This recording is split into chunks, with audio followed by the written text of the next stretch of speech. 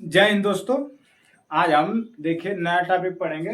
हमारा नया टॉपिक है मेंसुरेशन। हम आज पढ़ेंगे मेंसुरेशन। देखिए मेंसुरेशन में क्या पढ़ेंगे। मेंसुरेशन में जो हमेशा बार बार परीक्षा में पूछा जाता है, कोई भी परीक्षा हो सब में पूछता है। देखिए इसमें हम पढ़ेंगे घन घनाभ, घन घनाभ, बेलन, शंकु, गोला, अर्धगोला और पढ़ेंगे आयत, आयत हो गया, वर्ग हो जाएगा, वृत्त हो जाएगा। सब इसी के पार्ट है, सब मेंसुरेशन के पार्ट है, सबको पढ़ेंगे। देखिए इतना सबको पहले सूत्र, इसके सबसे पहले मेन काम है इसका सूत्र याद होना। बिना सूत्र याद भी नहीं लगेगा, कोई सवाल ना लगेगा जब तक इसका सूत्र ना होगा।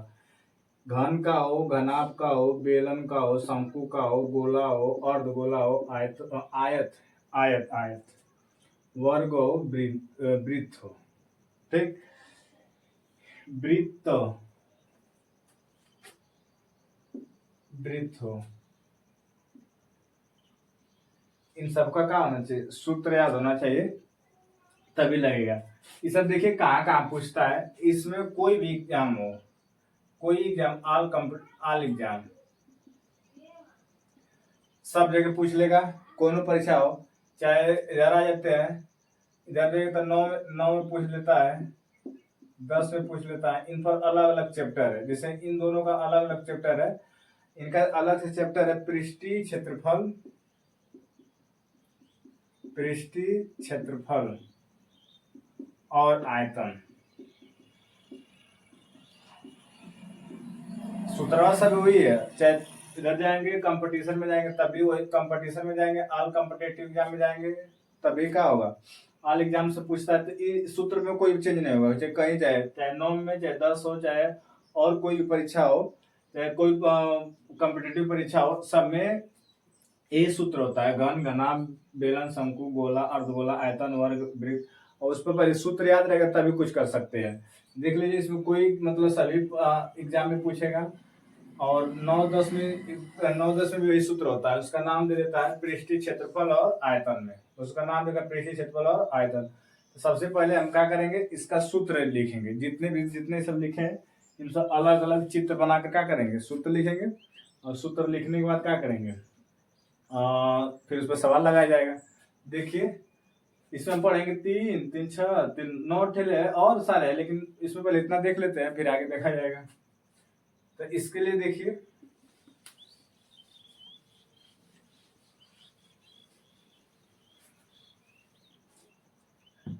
पहला है घन, घन के चित्र बना दे रहे हैं।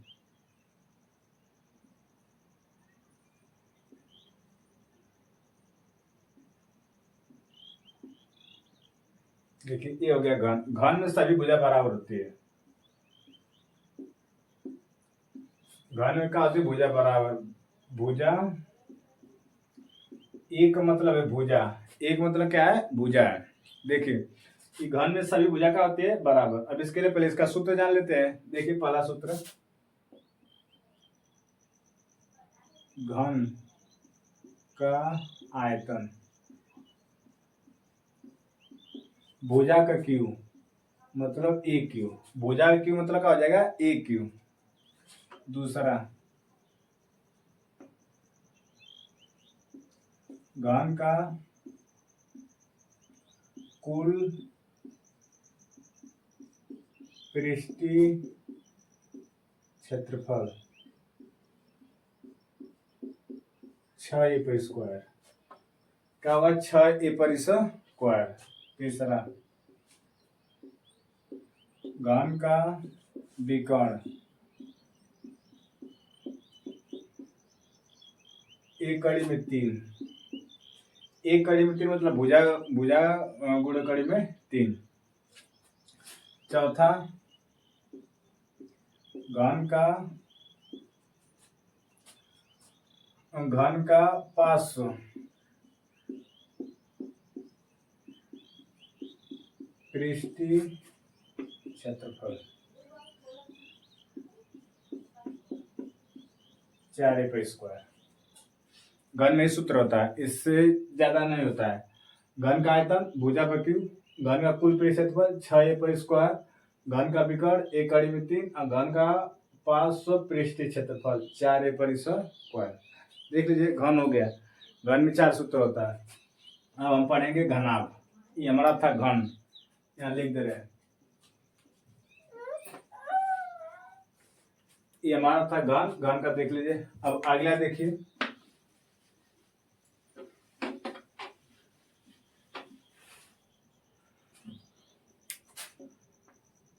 घनाभ। सब सूत्र लिखा देते हैं इस वीडियो में, सब सूत्र लिखा देंगे, बस सवाल लगाना होगा और सभी सूत्र महत्वपूर्ण है। देखिए इसमें क्या होता है, सेम इसी तरह होता है, इसमें लंबाई चढ़ाया जाता है।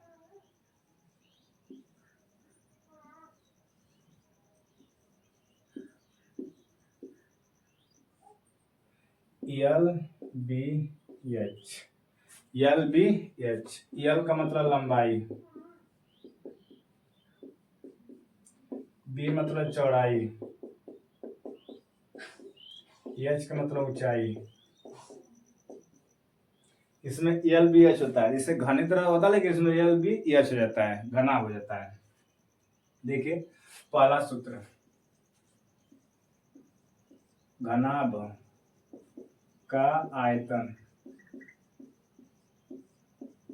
एल गुणे बी गुणे एच, एल गुणे बी गुणे एच। दूसरा, घनाभ का कुल पृष्ठीय क्षेत्रफल बराबर, इधर देख लीजिए, घनाभ का कुल पृष्ठीय क्षेत्रफल बराबर हमारा होगा 2 कोष्टक में L B plus B H plus H L, 2 कोष्टक में L B plus B H plus H L. तीसरा हमारा होगा घनाभ का विकर्ण। घनाभ का विकर्ण बराबर सूत्र होगा एल का स्क्वायर प्लस बी का स्क्वायर प्लस एच का स्क्वायर। घनाभ का विकर्ण एल का स्क्वायर प्लस बी का स्क्वायर प्लस एच का स्क्वायर। चौथा, अब हो गया घनाभ, घनाभ का पार्श्व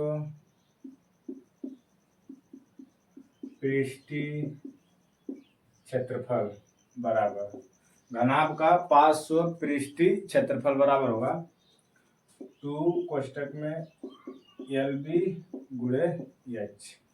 याद कर लीजिए, घनाभ का पार्श्व पृष्ठीय क्षेत्रफल बराबर होता है 2 कोष्टक में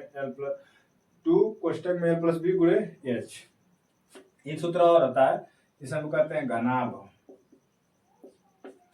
का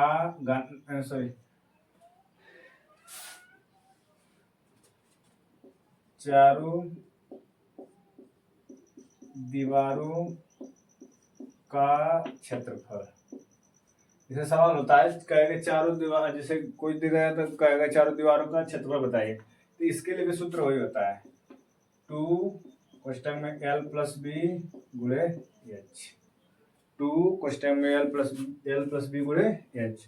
देखिए घनाभ का चित्र हो गया, घनाभ में लंबाई चौड़ाई ऊंचाई होता है, तो इसका आयतन पूछे, घनाभ का आयतन तो एल गुणे बी गुणे एच। घनाभ का कुल पृष्ठीय क्षेत्रफल का 2 कोष्टक में L B plus B H plus H L.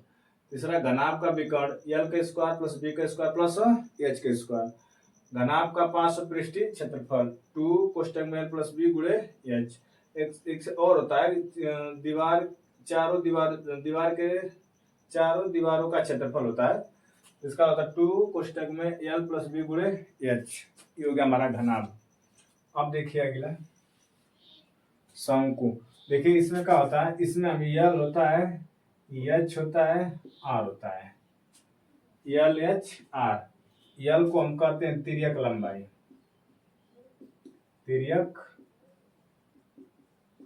ख्याल करिए, यल को हम कहेंगे तिर्यक लंबाई, एच को कहते हैं ऊंचाई, और आर को कहते हैं त्रिज्या। आर को क्या कहते हैं? त्रिज्या कहते हैं। इसको याद रखिएगा। शंकु हो गया, तो यल को क्या कहेंगे? तिर्यक ऊंचाई, यल को ऊंचाई, आर को त्रिज्या। शंकु है, तो देखिए शंकु का आयतन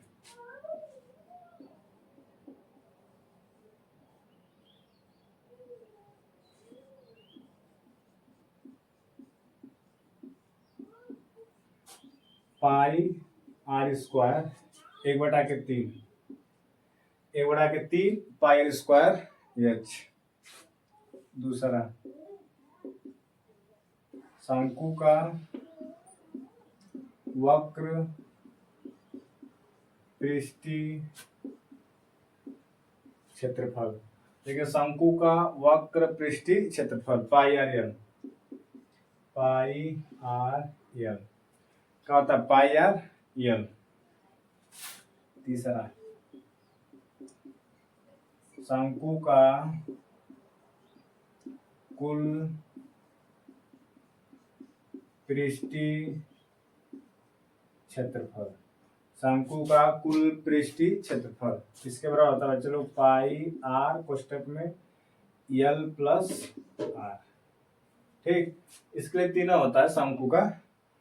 शंकु का आयतन 1/3 पाई स्क्वायर एच, शंकु का वक्र क्षेत्रफल पाई आर एल, शंकु का कुल पृष्ठ क्षेत्रफल पाई आर कोष्टक में एल प्लस आर। ये हमारा क्या है? शंकु का हो गया। एक और सूत्र इसमें होता है, शंकु की तिर्यक ऊंचाई।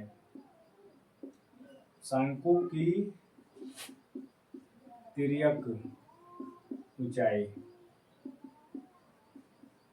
यल बराबर होता है एच का स्क्वायर प्लस आर का स्क्वायर अंडर रूट में।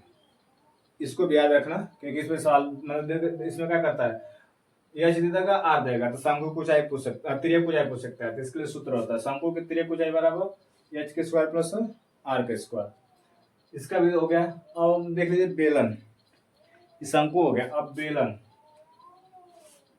याद देख लीजिए, याद कर, शंकु का आयतन 1/3 पाई स्क्वायर एच, वक्र पृष्ठ पाई आर एल, और शंकु का कुल पृष्ठ तो पाई आर कोष्टक में प्लस आर, शंकु की तिर्यक ऊंचाई H square plus R square. बेलन, बेलन देखिए, पहला बेलन का आयतन पाई आर स्क्वायर एच, बेलन का आयतन पाई आर स्क्वायर एच। दूसरा, बेलन का वक्र पृष्ठीय क्षेत्रफल, वक्र पृष्ठीय क्षेत्रफल बराबर होता है 2 pi R L, 2 pi R H. बेलन का वक्र पृष्ठ कितना? 2 पाई आर एच। तीसरा, बेलन का कुल पृष्ठीय क्षेत्रफल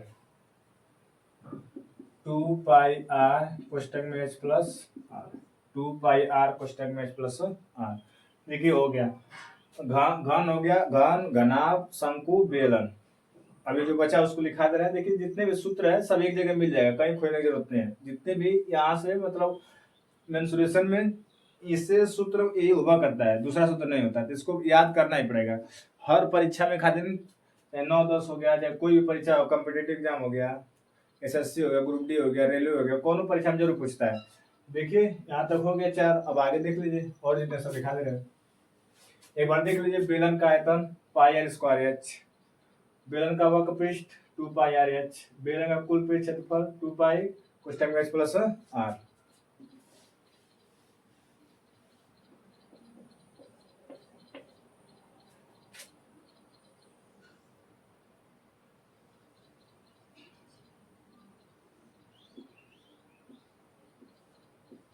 गोला में त्रिज्या होता है, ख्याल करिएगा, गोला में क्या होता है? त्रिज्या। और यहाँ पूरा ऐसे जोड़ो तो त्रिज्या होगा, ये भी त्रिज्या है। तो इसे अगर पूरा मिला दिया जाएगा इस तरह, देखो यहाँ से लेकर यहाँ तक केंद्र से मिला दिया जाएगा, एक केंद्र है ओ, अगर इसको मिला दे तो ये हमारा होता है व्यास, क्या हो जाएगा व्यास, ठीक। तो व्यास बराबर होता है 2r, ठीक, व्यास बराबर 2r। कभी देता है व्यास, सरल व्यास देता है तो उसको याद रखने की जरूरत है, व्यास बराबर 2r होता है, ठीक है। अब देखिए इसमें गोले का आयतन, गोले का आयतन 4/3 पाई आर क्यूब, गोले का आयतन 4/3 पाई आर क्यूब। दूसरा गोले का, देखिए वक्र और कुल एक का होता है इसका, गोले का वक्र पृष्ठीय क्षेत्रफल 4 पाई आर स्क्वायर, इसमें दोनों एक ही होता है। तीसरा वो इसी को दोहराते हैं, गोले का कुल पृष्ठीय क्षेत्रफल 4 पाई आर स्क्वायर, इसमें दोनों सेम होता है। देखिए गोले का आयतन 4/3 pi R cube, R cube, R का मतलब त्रिज्या, समझे, आर बराबर त्रिज्या है, आर का मतलब क्या है त्रिज्या, और गोले का वक्र पृष्ठ, देखिए गोले का वक्र का है, अच्छा संपूर्ण पृष्ठ क्षेत्रफल का है, वक्र पृष्ठ क्षेत्रफल है संपूर्ण पृष्ठ क्षेत्रफल 4 pi R square, 4 pi R square, दोनों का सेम होता है। दोनों में कोई एक का याद रखना, दोनों से एक का से काम हो जाएगा, ठीक है। तो ये हमारा क्या हो गया, गोला हो गया। अब इसके बाद हमारा होगा अर्ध गोला, अर्ध गोला। हम लोग पहले देखे घन, घनाभ, शंकु, बेलन, गोला, अर्ध गोला, छठा है। तो पहला अर्ध गोले का आयतन,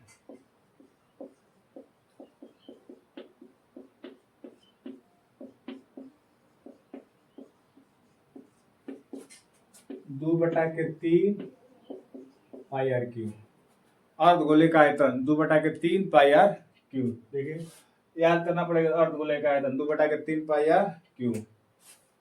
दूसरा अर्ध गोले का वक्र पृष्ठीय क्षेत्रफल 2 पाई आर स्क्वायर, अर्ध गोले का वक्र पृष्ठीय क्षेत्रफल 2 पाई आर स्क्वायर। अर्ध गोले का संपूर्ण पृष्ठीय क्षेत्रफल 3 pi R square, 3 pi R square. देख लीजिए अर्ध गोले का आयतन 2/3 पाई आर क्यूब, अर्ध गोले का वक्र पृष्ठफल, अर्ध का वक्र पृष्ठफल 2 पाई आर स्क्वायर, और संपूर्ण का 3 पाई आर स्क्वायर। अगला देखिए आयत, आयत भी देख लेते हैं।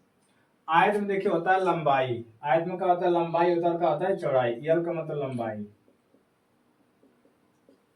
अब बी मतलब चौड़ाई। देखिए आयत में लंबाई होती है और क्या होती है चौड़ाई। इसके बारे में सूत्र जान लेते हैं, इसका भी सवाल बहुत पूछता है। देखिए तो आयत का परिक्षेत्रफल निकाल लेते हैं। पहला आयत का क्षेत्रफल, लंबाई गुणे चौड़ाई, लंबाई गुणे चौड़ाई, आयत का क्षेत्रफल हो जाएगा लंबाई गुणे चौड़ाई। दूसरा आयत का परिमाप, आयत का परिमाप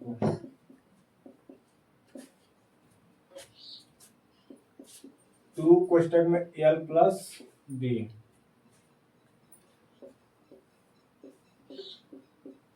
आयत का विकर्ण,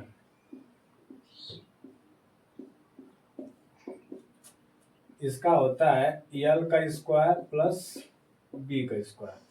आयत का विकर्ण का होता है l का स्क्वायर प्लस बी का स्क्वायर। देखिए आयत में क्या होता है, लंबाई होता है और क्या होता है, चौड़ाई। तो आयत का अगर क्षेत्रफल पूछे कि आयत का क्षेत्रफल क्या होता है, तो लंबाई गुणे चौड़ाई। आयत का परिमाप दो कोष्टक में l प्लस बी, और होता है आयत का विकर्ण 2 l पर स्क्वायर प्लस b पर स्क्वायर।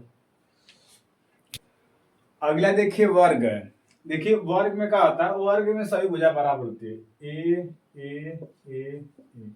हमारा भुजा है ए, भुजा क्या है ए, क्योंकि वर्ग में क्या होता है, सभी भुजा बराबर। देखिए इसके लिए सूत्र जान लेते हैं वर्ग में। तो पहला होता है वर्ग का क्षेत्रफल भुजा पर स्क्वायर, क्या होगा, वर्ग का क्षेत्रफल भुजा पर स्क्वायर। दूसरा वर्ग का विकर्ण,